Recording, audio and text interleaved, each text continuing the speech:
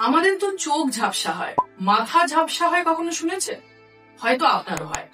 কখনো কোনো কাজ করছেন, বুঝতে পারছেন সবটা মনোযোগ সেই কাজে দিতে পারছেন। হয়তো একটা গল্পের বই পড়ছেন বা একটা সিনেমা দেখছেন, বুঝতে পারছেন মাথা অব্দি পৌঁছচ্ছে না।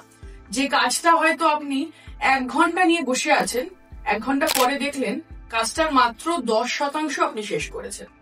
আপনি কিন্তু পুরোটা মনোযোগ দিতে পারছেন না। এটি কোনো মানসিক রোগ নয়, একটি মানসিক অবস্থা, যাকে আমরা বলি ব্রেন ফগিং।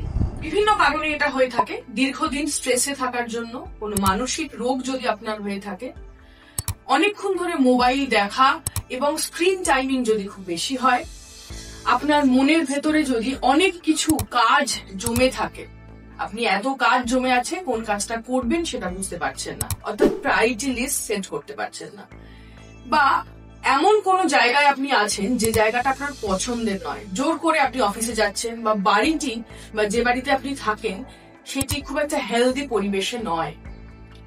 এখান থেকে কিভাবে বেরিয়ে আসবেন?